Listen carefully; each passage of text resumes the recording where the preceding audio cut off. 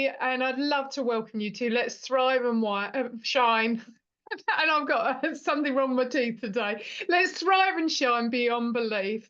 And it's a podcast that's targeting female, well, not just females, leaders, entrepreneurs, and business owners. Those that might be, I don't know, struggling to be able to have a even more stress-free life because they might be leading them to burnout. And the problem is with that is that quite often we don't know that we're going into it until it actually happens. Or maybe you've got that little imposter that's whispering in your ear and telling you that you're not enough and it's stopping you from being able to thrive. Or maybe there's someone in your life that you know is struggling themselves. And these are some tools, tips, and strategies with individuals, amazing people like Adam, that have experienced some of these challenges along the way, and they're now able to share it with other people so they can prevent them from having the same things that have happened to them. They can escape it, they can avoid it, and live a much healthier life. So we can all thrive and shine, because at the end of the day, we're all limitless. So no further ado, and I don't know what's wrong with me today. So without further ado, I'd love to introduce the amazing Adam, and he's got some really, really great stuff to share with you, and also a book launch that's been taking place, and he's going to talk to us about that as well. So Adam, please introduce yourself and please share your story and how you got to where you are right now. Hi, Keely. Thanks. It's an absolute honor and a privilege to come on and talk to your listeners today and try and help in any way I can in sharing my story, that people who are struggling out there and go from surviving to thriving. So my name's Adam Bloom. I come from Australia, so you can tell I've got an Australian accent. So born and bred in Sydney. To my parents, my mum was a nurse for 44 years, and my dad was a crane operator. And I'm currently a first responder. I'm a firefighter. And yeah, I come from a rich history of first responders, and also dating back to the Boer War and right up to current day. So in my family, you either take one or two options. You either go the military or you go first responder. So I'm 10th generation first responder. And on my other side, there's 6 generations that have served in the military. So yeah, come from a willingness to serve and help others. And the life didn't always. I didn't start the way that as you hear me now, life wasn't always as rosy as it has been. When I was 6, I was diagnosed with ADHD, with learning difficulties. And 25 years ago, that that was a big thing. In 2024, not so much, but 25 years ago, it was a big, and I might have given my age away there because people do the maths. So I'm 31. And yeah, so 25 years ago, I was ostracized, made fun of by my peers, and really ostracized from my teachers, and told that I would amount to nothing in life by my year 6 teacher. And yeah, the bullying really started. And to put it into perspective for your listeners, Keely, I'm a redheaded young boy, so straight Mm. away, redheads always cop it. We always do. And I don't know why, we just seem to cop it. But yeah, so that was my childhood really. And I was a bigger boy too. I wasn't skinny, so I was bullied because of my weight. I was bullied because of my ADHD and my learning difficulties.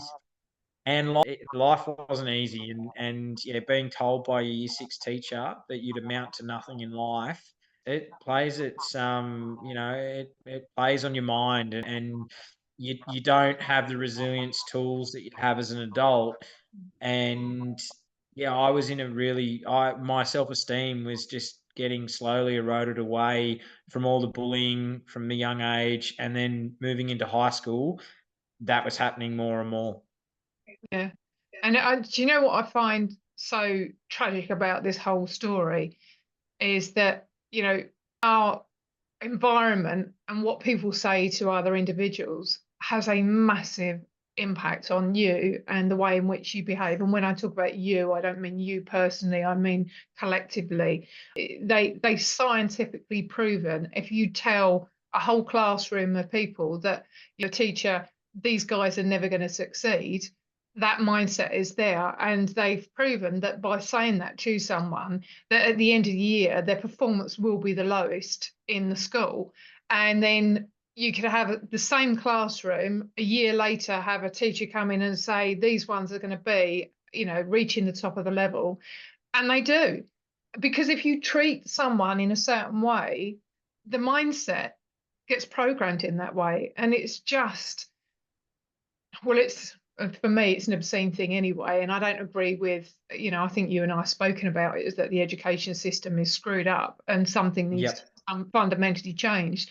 And some of those is not just about learning strategies, it's also strategies to help you manage stress in a much better way. I think every single kid should be taught EFT, emotional freedom technique, because they can immediately learn stress strategies. They should also be taught about emotional intelligence and how that can actually help them and behave in a much better way. But also the impact that they have by the words that they say when they speak to people. And as you turn around and say, who knows why, but it's that we're tribal, we're pack animals, so we pick out something that's different. Doesn't matter whether it's your race, as you say, your hair, or if someone's overweight, you spot the thing that's different about that person. But they don't realise the fundamental impact that they have on their lives. I was told by my teacher that I wouldn't amount to anything, I'd be just a mum. And don't get me wrong, there's nothing wrong with being just a mum. That's an amazing thing to do. I've got two wonderful children and a grandson, and I am hugely proud of them. But when you're told something enough, then you believe it. So can you please tell me, what impact did that continue to have on you then? So I slipped, and what you touched on absolutely is, it's so true in the sense that no matter what people say about you, when they say, "Oh, sticks and stones may break my bones, but words will never hurt me." Yes, they do. They do, and constantly being told that I was useless, that I'd amount to nothing, that I was a waste of space, the world would be a better place if I wasn't in it. That has a lasting effect, but through, and we'll get into it later on, Keely, I'm not a victim anymore. I am not the victim. I have turned that victim mentality around, but I was, for the longest time, I did believe that I was the victim, and I started to develop a hatred. I developed a hatred to the world. I developed a hatred to the bullies. I developed a hatred to my teachers, and I played the victim. I was like, "Poor me. Why me? Why? What is it? I'm stupid. I'm this. I'm that." And I did. I believed the story that I was being told. But now, not at all. No, I am not a victim. I use every life experience that I've had has got me to where I am today, and I wouldn't change it. I would, looking back now on reflection, I wouldn't change what happened to me as a kid. I was asked a question which we can tie into later on with the book launch. I was asked, did having ADHD, do I look at it as a blessing, or do I look at it as a curse? And no, I actually look at it as a blessing. It was an absolute blessing. And so for me, I kept sliding deeper into the black dog, and depression, anxiety, loss of self-worth, and I was not a happy person. I was walking around with mental fog, and just, I was not a happy person, and I would constantly eat. So I would emotionally eat Mm. to just put on more weight, because I was believing what people were saying and I was unhappy. So I just ate.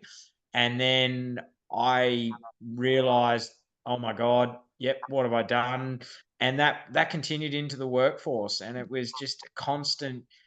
Everywhere I went, I just seemed to attracted negativity, and it was terrible. I was, and I lost a, well, wouldn't say they were friends. I thought they were friends at the time, but the friendships I had were toxic. They were toxic, and I was around toxic people and people that had such a negative outlook on life, and I attracted them to me. And yeah, I wasn't a very nice person to be around. I was really, yeah, who you see today, Keely, is not who I was. That's for sure. And it is interesting how you do tend to gravitate towards people with that same sort of mindset, whether it's you become the victim or you actually behave in a way where others become the victim around you because of your mindset. And the sad thing is it's not intentional, and this is where it's so important to find that space of compassion with people that are angry all of the time, got that hatred, and that woe is me, life is crap. If it wasn't for this person, if it wasn't for that, and if they didn't do this and didn't do that, and if I didn't live in the environment I was in, when you shift that mentality around and you change who you spend time with, and and sometimes sadly that can be family members as well, because they can be the ones that are driving it, and that's hard when you've got to make that step away. But even when it's with friends, I had to do, as you describe, as almost like a culling of friends when I was about 30, because I had this realization that people gravitated towards me because I was a giver, and because I was giving all the time, and they was take, and they were just sucking the life out of me. Then Hmm. I realized, I was just like, why am I doing this? Why am I behaving in this way? But the other side of it is that trying to find the space of compassion for somebody else to try to understand why they're behaving in that way. Because we don't know what's going on. We don't know what you've gone through. We don't know how you're feeling inside. So you need to come from that understanding. And I think it does help when you've had those lessons in life yourself, that you then start going, okay, then let's just ask a question. But equally, it's saying to someone, look, when you do this, this is how you make me feel. So you're not attacking them, you're just telling them the impact that you're having on you. Because quite often individuals don't know that, do they? So, No, they don't. And it's interesting because, like you say, life gives you experiences, and but it teaches you a lesson as well as school. Like you said, school doesn't, it tests your memory to retain certain information of things that really I look back on now, I haven't used half the things since I left school, like, and that weren't important. And I think school doesn't teach you your, it doesn't, your intellect of your IQ level. It does things that I do now, I couldn't do 10 years ago or 15 years ago when I was in school. So it, like, I look back at school now and go, what was it? What was I there for? What did I actually learn? What did I take away that I haven't learned? And the lessons I've learned through life and what I've gone through in my late teens, early 20s into the late 20s into now, life is the greatest lesson of all, because you have to, there's no set skills that you learn. You have to learn by doing it and by experiencing it. And yeah, as I say, I wouldn't, if, as I say, Keely, some of the teachers said I'd amount to nothing. They're looking in amazement now with me as a published author, mm, going, "How did you do that?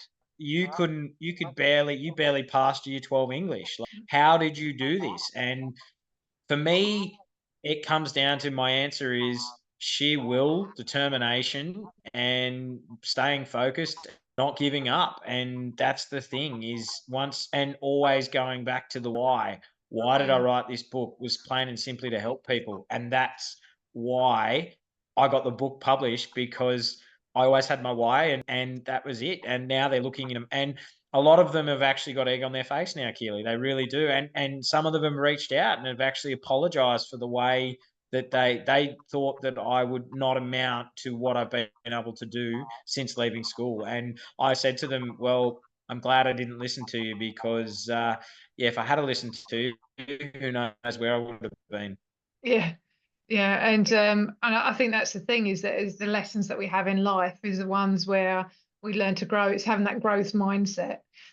because if we accepted what we'd been told, we wouldn't have what we'd achieve. And say similar to you, being told that, well, what's the point of you staying on in school because you're not going to amount to anything, Yep. more or less. But it's almost like, it was like, well, I showed you. I not only did I actually get a bit of successful in my career, I also got a master's in business. I also did, like become a world-class manufacturing practitioner. I did that. But all of it was because of my sheer determination and bloody mindedness. Exactly. That's what it is. There's nothing else. It's just sheer hard work. There's no Keely, anyone that listens to this, there is no I hate influencers who speak about, oh, you do this and the pyramid scheme and you become richer. No. Any success that comes through sheer hard work. That's all it is. There's no other way to sugarcoat, oh, you do this and you become an instant. It doesn't work. And the problem today that we have in society is young kids see these people that say, I'm an influencer at 19 and, oh, this is what you do and you can become a millionaire. And it's like, how are you an influencer? You're 19 years old. You haven't even experienced life. Like, go and get some life experience and then come back and actually start talking to people about you're 19. You've got no life experience. Go away, get some life experience, and then I might listen to you. And that's the problem that we have today, Keely, is that we've got too many of these so-called social media influencers that young people are gravitating to. And I don't know why, because they're yeah, they have no life experience, and they haven't experienced what you and I have experienced. They haven't, and it's really scary to see where we're at as a society at the moment. Yeah. And I mean, the interesting thing is with that, as you say, is that one, there's this expectation that everything's going to just happen overnight. And the reality is that's so not true. There are some situations where there's an element of luck that's going to be on that side. You could have two singers that sing exactly the same way, have got amazing, incredible voices, and one of them will be seen by the right person at the right time, at the right place, and they will then get success overnight. And there'll be another one that will end up still singing in pubs, bars, and events, and never become successful. And that's the reality of life. Do you need to put yourself out there? Yes, you do, in order to be seen and heard and people to be able to connect with you. But I mean, I was actually listening the other day to, and I've got to get his name right. So it was on Dr. Rangan Chatterjee, and he's actually interviewing Gabor Mate. Are you familiar with him? No, I don't know him, but Yeah, well, I'll check him out if you get a chance. And he has amazing thing to say. Now, this interview is saying he's just turned 80, and he, a physician, he still is a physician, but he's changed his whole mentality about how he treats people and works with them, and a lot of the things that you and I have spoken about, the way in which we're actually looking after our own self-care and self-love, yeah, self-compassion. absolutely. And it's taken him almost until sort of 70 years old to be able to realise that life isn't quite what he expected. As you turn around and say, there was this mindset that as a doctor that you've got to work hard and that your patients always need you. No, they don't always need you. They need medical help, but they don't need you. So it's all about you thinking that everybody, there's an arrogance level that is there. So it's like, and a lot of these people that are all like influenced and everything like that, and people are following them, it's just like, life isn't like that. Stop comparing yourself to other Yep. people, because the results that you achieve in life will be different for everyone in different ways at different times, And yes, there's an element that you've got to work smart, not hard. Sorry, we run businesses and it is hard work, but the difference is do you actually love the business that you're running, and are you passionate about it?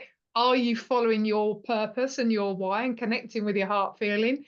Yes. but it doesn't stop it from being hard work. So guys, wake. Oh, absolutely. And I think too, it is like we've all been guilty of that, where we've looked at others and gone, "Oh, I want what they've got," and there's a quote that it's funny, Keely, because I heard this quote yesterday, and I'm going to live by this quote a lot more and start using it. It's be grateful for what you have in the desire of what you want. And I love that because so we're all guilty of we all want to get to the next thing and we want to be at the next point, and we forget what we are grateful for and what we've got. And so I listened to that yesterday and I went, geez, that's gold. That is so I'm going to use that because yeah, and I did it today at work. Actually, I I spoke to one of the ladies at lunch and I said,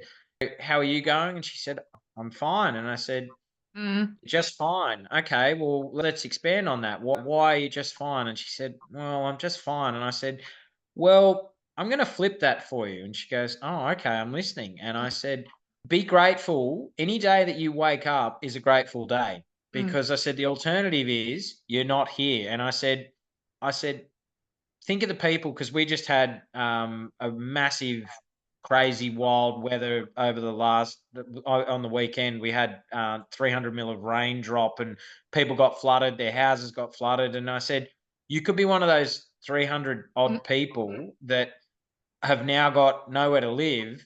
And she goes, yeah, actually, Adam, you're right. And I said, yeah, sometimes we need to stop and realize how grateful we are for the things that we do have. And I know that myself in really, I am grateful for what I've got and for in the desire of what I want, but I'm grateful for what I have. mm, And it's just, yeah, it was a really interesting that you say we are so guilty of it where we go, oh, I want what they've got, or mm, and forget what we do have to be grateful for. And I am absolutely grateful for what's happened to me, and every day is a blessing. Every mm, day is a grateful day to wake up, and I look for the positives in life now that yeah, and as I say, hasn't always been like that, Keely, but it now it's just changing mindset, just an absolute change. And I'm sure we'll get into that fateful day and mm, all that going forward.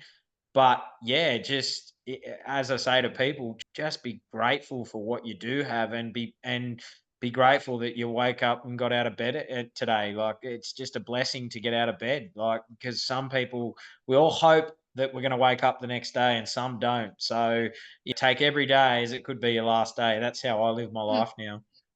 Yeah, I actually one of my really close friends. I mean, sadly, last year he had three heart attacks, one on a trot, and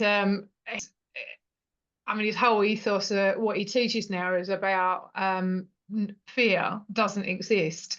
You know, when you remove that from your equation, then it changes your life completely. And is like one of the things is that he does that he punches the sky when he wakes up in the morning. You know, he's like, "Oh, I'm awake, yeah." And so, and there was we were talking about that. There's a guy that doesn't teach, and he says the first thing he does is when he wakes up, is he goes like that and puts his arms like that either side. And it's like, yeah, no wood.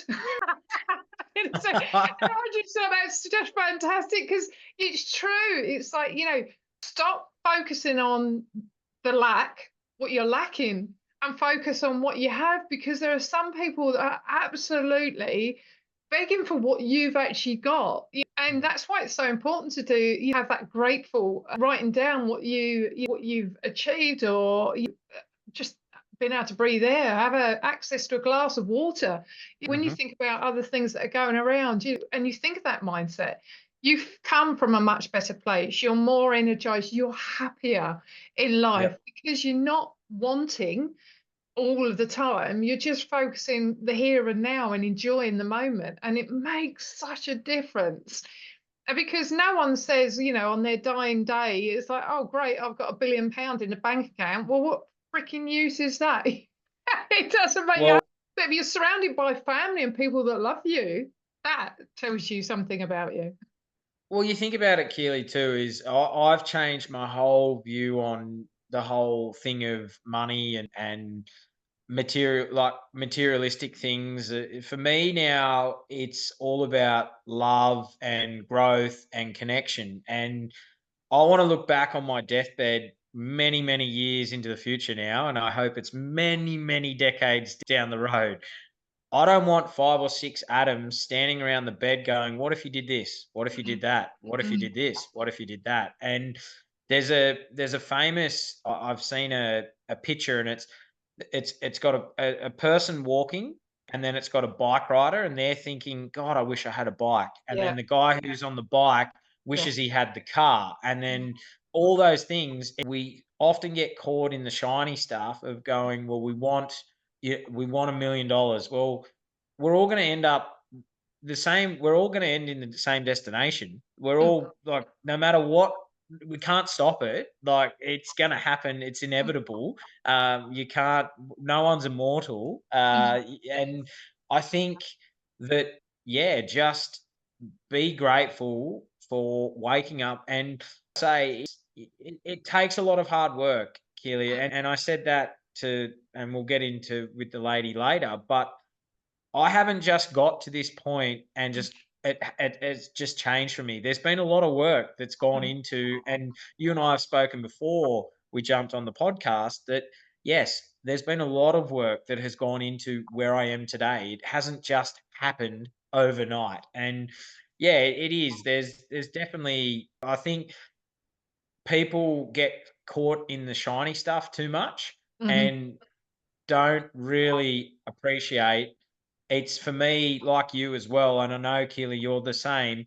It's relationships, it's family, it's friends, it's building those connections with people, and like you and I say, our tribes. And when you found your tribe, and for me, that is where I know I have shifted and done the work, because the people that are in my life now are truly amazing people and only want to see me succeed. They don't want to tear me down. And that is the biggest thing that I will say when we get into it further, is where you talk about where I was to where I am.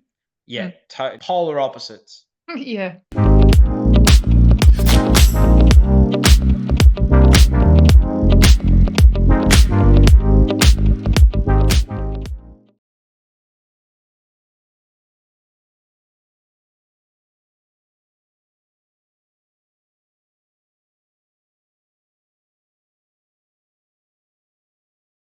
So on that point, actually, is that, obviously it's really important for the listeners to get some great tips that they can have to change in their life and make changes in their life.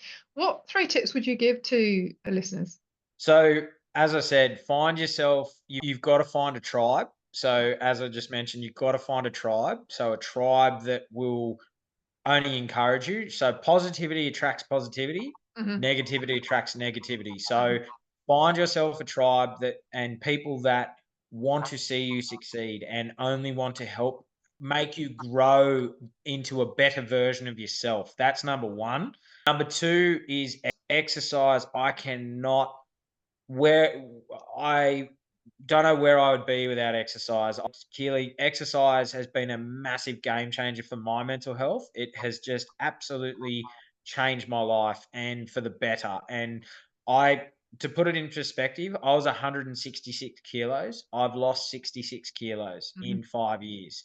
Yeah. So if you had mentioned to me exercise 5 years ago, I would have said, Keely, forget about it. No, no, thanks. I'm curling up on the lounge. Forget it.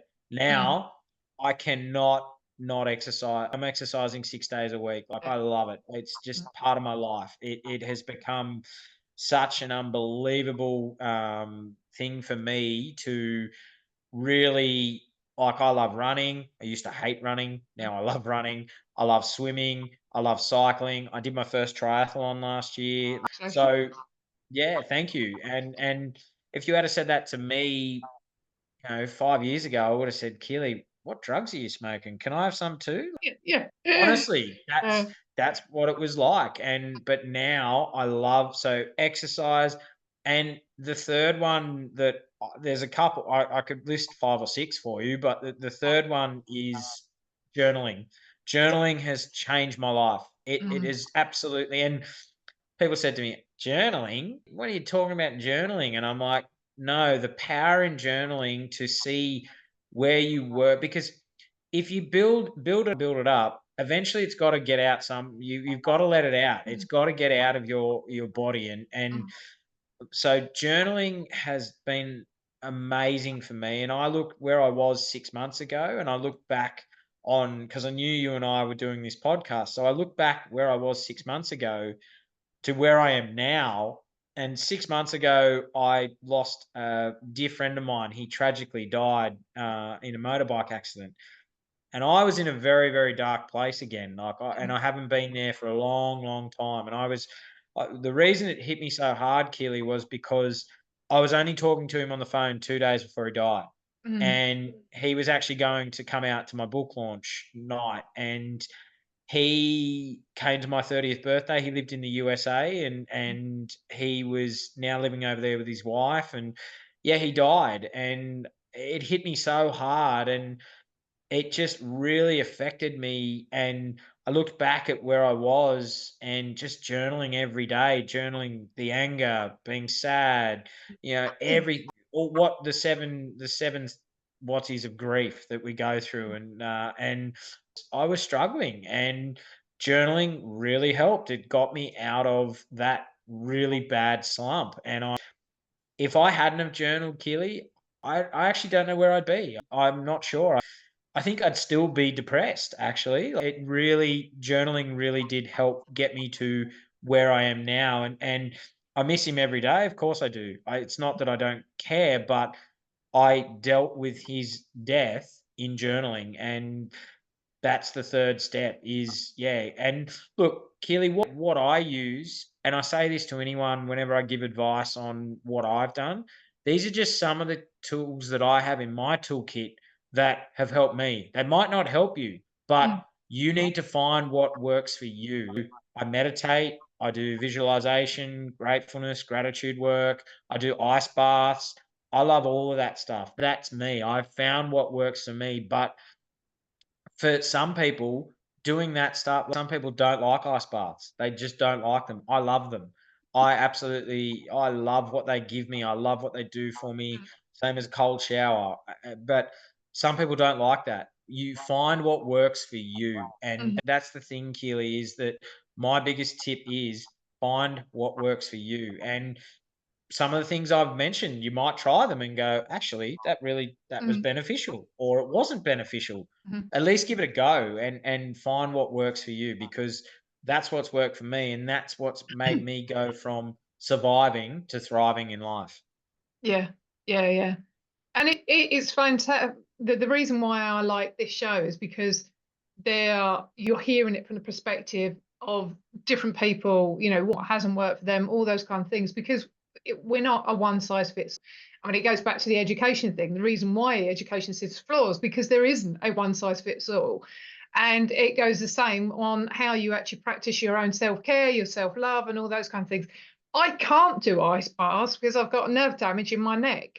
I used to love doing swimming in the sea on a regular basis, no matter what temperature was.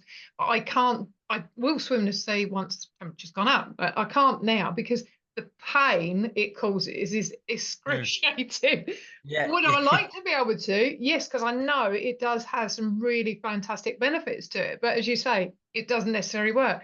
But the other things that you've mentioned, journaling, grounding, just walking, the motion. So it doesn't have to be going out running, just Mhm. going out, getting some exercise. The motion of walking, you're walking away from problems. Um, because it means you get stuck if you're still standing in the same spot or sitting in the same spot and not doing anything, all of those kind of things. But that may not work for somebody else. But the important thing is find out what works for you and just keep on doing it. And by the way, it's okay if you don't do it every single day. The whole purpose of you do it when you're in flow. Don't go, oh God, this is the worst possible thing in the world and blah, blah, blah, blah, blah. Because it actually defeats the object of you doing it because it becomes a chore rather than something you enjoy, which goes back to the purpose thing, doesn't it? So, Absolutely. And that's the thing, Keely, is that's right. And be kind to yourself. And I say it to anyone is that our mental health, we should be working on it every day. We go to the gym, we want a six pack, we work on our bodies every day, but people forget our mental health is a muscle too. And we need to be doing our mindfulness work and working on our mental health every day because it gets weak too. It eventually like where like, you got to condition yourself and you've got to be working on yourself. And that's the thing. People go, I want a six pack or I want to be ripped or yeah, okay, great. But you need to be working on up here too. And a lot of people forget that and then I think Keely, for me, I've got a unique experience in that I come from the construction industry where it is brutal and it's a real blokes world and a real man's world and men don't speak about their feelings and it's a load. Honestly, it's crap. It is absolute crap. I can tell you now, Keely, that I wouldn't be here talking to you if I didn't get the help that I needed after my suicide attempt. And I know that. I know I would have been a statistic on the wall. I Yeah. absolutely know that. And I know in Australia we have on average 3,000 people die yearly from suicide, and that's on average that's 9 people a day are taking their lives, and the figures are only going up. They're not coming down. And that's the problem that I believe in society today. And it stems from my father's generation and Mm. his father's generation of my grandfather was a World War II veteran. My dad wasn't. He didn't serve in Vietnam, but he was called up, but he was medically unfit. But it's from those generations where men didn't speak and Mm. you were deemed weak to speak. And I can tell you now it's not weak to speak, it is a sign of strength Yeah. and it takes courage. And for me, speaking out and speaking up, I'm comfortable in that now, and we are getting better, in society of men, and especially the generation. I will give the generation today. I'll give them it's I'm not going to give them a plug for much, Keely, but I will give them a little bit of a plug. Is that they seem to be more emotionally connected to their feelings today Mm. than the generations before them, and which is a good step. It means we're moving in the right direction, Mm. but we've still got a lot of work to do and in that space. And for me, it's people have said to me it's courageous. Well, I want to stop people from ending up as a statistic on the wall, Keely. That's what I like. I want to share my lived experiences and what I've gone through to help inspire people that change is possible. The word impossible means I'm possible. Don't think as it's impossible to do. No, it Mm. means I'm possible. I can do this. And you've just got to, but it's a lot of hard work. It comes from it comes from within. And everyone's great, Keely, when the cards are dealt in your favor. Everyone says you're amazing. Yeah. You get all the cards dealt you get a beautiful hand, but it's when the cards are dealt on the other end of the table and the ball's bouncing on the other end of the court. You have to look into there's some really ugly truths that you have to look into in yourself and find out who you are and what makes you tick. And I had to do that in the last 10 years from my suicide attempt. There's been a lot of hard times and a lot of looking in, and there's been some ugly truths, and I've had to really look at who I am and what my values are, and they've changed over the last 10 years. They've changed from where I was 10 years ago to where I am today. Yeah. Yeah. And I mean, it's taken a lot, as you say, it's taken a lot of work to actually get there. And I think one of the fundamental things that you said there, and I don't know whether you read sort of Brené Brown, Daring Greatly. Have you? I haven't, no, it So is on the I list. would highly recommend it, really, because some of the things that you've actually said in there, because with men, quite often, women, not just women, society encourages men to be vulnerable, and yet they're not allowed to be vulnerable. It's this shame that gets attached to it, or blokes will say, "Oh, you dickhead, so fancy behaving like that, don't be," or which I hate. when people are throwing out derogatory comments, and you've got to be this hoo-ha and man up and all that kind of attitude. And because of that, that is what causes so much pain locked in, and all of the struggles around, being judged, seen weak, the shame. And even, where this is where women need to change their mentality, and the children, because we want men to be vulnerable and open up and all that lot, but then they are shamed because if they've lost their job, or they're not feeling well, or they're not up to something, or something like that, something they're not succeeding at, and yet women might question them and see them as weak for it. And that's where the shame comes into it. We should allow people to be vulnerable. When you allow people to be vulnerable, it creates an environment of trust. It allows other people to be vulnerable. It is a strength. So, and as I think one of the guys that was interviewing the other week, Steve, he's lives local to us. He's talking exactly about the thing you're saying, where the construction industry, he said it is one of the biggest areas where there's a lot of mental health issues, suicidal tendencies, all those kind of things, because men need to be this, drinking, stupid amounts just to make themselves look cool and all that lot. And in fact, some of them said, I'd rather have a gin and tonic, but I might be seen as being a bit, by doing it, And it's like, it's an insane mentality that you judge someone by what they drink or how they. Yeah, it's honestly, it's brutal. Because same thing here in Australia is men drink beer. As I don't drink beer, I drink vodka, lime, and sodas, and for me, I love it. And people go, "Do you want a skirt with that?" And I've gone, "Sure." "Do you want to get me one?" Like, I make it a joke now. Yeah. I just go, "Sure." "Have you got one?" Yeah. I'm more than happy to wear it, but I don't care anymore because I'm comfortable in who I am and what I'm about. And I think there's so much in that, and especially from a first responder's perspective as well, and what we see, and the things that, like, some of the jobs that we deal with, they are pretty tough jobs. And you, like, I know here in Australia, our first responder suicide rate at the moment is alarming as well. Like, it is not just, it's across the board. This is a space that is really, and I think I'm grateful that I have had the courage to come forward with my story, because,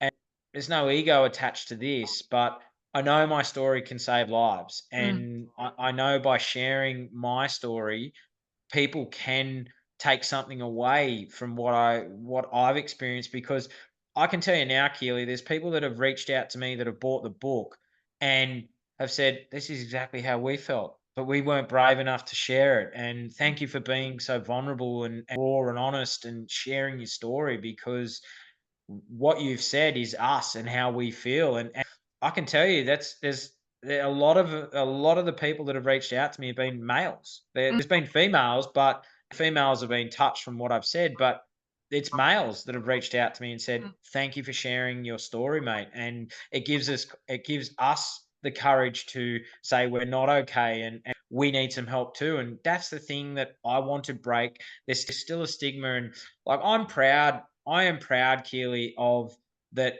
I am a suicide survivor. I'm proud of that badge. I wear that with a badge of honor, because there's not a lot of us here that are, like, if you attempt it once, that tendency is there to do it again. And if you don't do it again, you'll do it again until you, and I look back, and I was asked this question the other day at the book launch, and it was, did you want to kill yourself on that fateful day in 2014?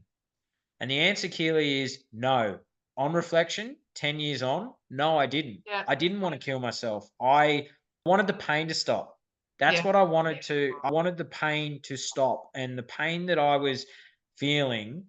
And I didn't want to kill myself, because if I killed myself, I, like, what has that solved? It left my family with pain and suffering. Mhm. It's left my friends with questions of why. Mhm. And I look at it now, and I always get angry with people that say, oh, it's such a selfish way and a coward's way. No, it's not. You are not thinking clearly.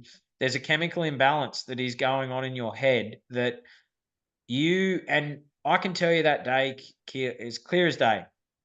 I was already in a bad place. My boss drove on site. I was shoveling curb and gutter. I was 135 kilos at this point, and I stopped to have a drink of water. It was 3 o'clock in the afternoon. He came screaming on site, drove up to me, called me a liar, a bludger, and a thief. Those three words catastrophically broke my soul, and that was those three words that broke me. And I went, well, if he thinks that, the whole world thinks that, so the world would be a better place without me in it. And at that moment, the fog cleared, and I was crystal clear on what I was about to do. I was going to end my life that afternoon, and I drove up past my house, drove up to the cliff, and it was a dark, gloomy afternoon. No one was around. I put my wallet and my keys on the bonnet. I walked up to the cliff. I looked out to the mountains one last time. It was a steep drop, and I wasn't coming back. There was no way that I was coming back. And as I went to throw myself off the cliff, the clouds parted. My late Nana, Keely, who I was very, very, very close to, she spoke to me. The sun shone on me. She spoke to me and said, Adam, stop, step back, make a call. That phone call saved my life. That's why I'm here today, Keely, talking to you. And then the clouds. And it was that moment of clarity that I needed to go, shit, Adam, what are you doing? And then my mate spoke to me for 4.5 hours, talked me down, and then I realized I needed help. And I went to my doctor the next. Didn't tell my family. Didn't want to put them through the pain, and I hid it from them. And leading up to that, I was very heavily using drugs and alcohol to numb the pain. And you can tell, Keely, it's already a slippery slope. And then I had what happened that day in September 2014, and then started the process of I went to the doctors the next day, did my mental health assessment, which I scored off the charts for severe depression, severe anxiety, and then started the process of a 3-year journey trying to find a psychologist that worked for me. And I was almost at a point, Keely, where I gave up because I'm like, I'm never. And then I found my psychologist, who I still see today, and I now go and see him every 3 to 6 months, and I get an oil change and the tires rotated, and that's it. And it's great. I love it because I just go and get that clear, and he just says, yeah, mate, no, you're all good. And sometimes it's just a chat to someone who is a complete stranger who doesn't know me, doesn't judge me, and that is sometimes all you need is. And I'm often asked, Keely, what advice can you give to people who are struggling, or people who know that someone's struggling? What advice can you give them? And I often say to them, just listen. Don't give advice, just listen. Listen to what they're saying and be non-judgmental and listen. Don't give advice, just listen. And then once they're finished, go, I think, look, amazing for you for coming forward and trusting me to share your story, but I think you need to go and get some professional help. And that, to me, because I often get the stigma still, and people go, oh, I'm sorry that every time I say Keely, and that's the stigma we need to break down, and go full circle back to where I started with you. Is that's where we need to break the stigma down, is because I feel then, like, I don't, but I know others who might share their story would feel, oh, I've done something wrong. And because there's a stigma around where they go, I'm sorry. And I go, no, that is where we need to break the stigma down. That's what needs to be. There's still work to be done in this space. And that's the reason why, Keely, you're doing your podcast and I do my podcast, and I wrote the book, because the more we come forward to share, the more comfortable people and show vulnerability, the more we will start to see in going forward, those figures will start to drop off that, and we won't have the statistics that we have because people feel comfortable to share their stories and not be judged because of their, because it's a natural thing. What we experience is it's a natural thing to go through, and life is not always going to be. It's not always going to be good times. There's going to be shit times, and I use the analogy of life is like a heartbeat rhythm. There's times where it's up, there's times where it's down.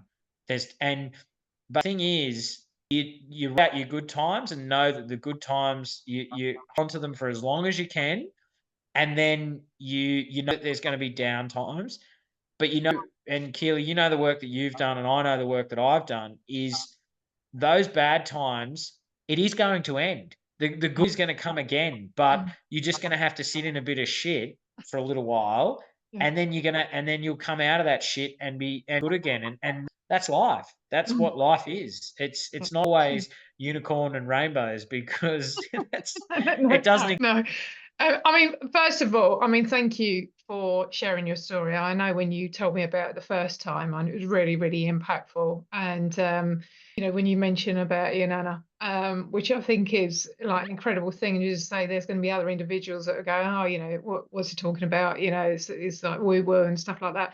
But do you know what? It really matter whether it did or it didn't happen in the way that you said. It did to you happen in the way it did, and it saved your life. And that's the most important part about this. Now, I'm conscious that you and I are like an hour and 10 in, but before we go, I'd love for you to be able to share with us something that's really important to you, but also to everybody else, because that is why you've written it. Please, can you tell us about your book and what the name of it is, please? Yeah, sure. Thanks, Keely. I sometimes get stuck in. I forget. Yes, that's yes. I'm author now, and yeah, it's called Easy Target: Taming the Black Dog. And I wrote my story in the hope of helping just one person, and I had that at Keely, as I mentioned at the book launch. I mentioned to you before we started that uh, I had a complete stranger come with a friend of mine, and her and her son, I shared my story and my journey of where I was 10 years ago and where I am now. And she got up on the microphone and said, I don't have a question. I just have a statement. And I thought, oh, okay, this could go anywhere. Keely, as you know, this could, when people are given the microphones, here we go. Yeah. And she said, where you were 10 years ago is where I am right now. And I'm thinking about ending my life. And so is my son. And she said, hearing your story has saved my life. And I don't know about you, Keely, but to hear that from where I was and told that I'd amount to nothing from my year six teacher and all the bullies and everyone who ever wrote me off, that makes me pretty warm and fuzzy inside. And know that you've actually helped and saved someone's life. And that lady has since read my book. So has her son, and he was 17 and he was contemplating ending his life. They've both read the book, and now they've gone to they reached out to me because I gave them my card, and they've actually reached out to me and said, we are now going to get help. And they said, thank you, you've saved our life. And Keely, if that's all my book ever does, is my job's done. That's why I wrote my book. It was plain and simple. I always went back to the why. Why did I write my story? It was to help just one person, and I've helped two. So to me, everything that I've gone through in my life has led me to where I am today. And like going forward, I know my purpose now. I know that I'm here to be a motivational speaker, be a coach. I know my purpose now. And Keely, as you know, when you find your purpose in life, the world is beautiful, and it's a beautiful existence when you know that you're here to help people. And it goes back to my being a first responder, always willing to serve others. That's why I wrote my book. And yeah, I hope that in me sharing my story today for your listeners, I hope that they take something away. And that they too can go from surviving to thriving. And my final message is, it's not weak to speak. It's not weak to speak.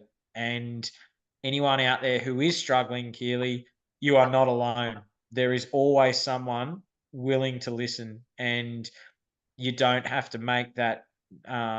You don't have to take that or make that fateful decision to end your life, because yeah, and you can come out the other side, and I have, and it's beautiful. It's beautiful. And I meet amazing people like you and so many others, Keely, that yeah, it who said 10 years ago that if I had have done what I did, I wouldn't be here today. So yeah, that's it. So, well, thank you ever so much, Adam. And it's a wonderful, extremely touching story to say. And as you say, if you can just change one person's lives and stop them from being able to take their lives, it's an incredible thing to be able to achieve. And it also creates that ripple effect, because that one person is going to then share their story, and then they'll share their story, and then they'll share their story.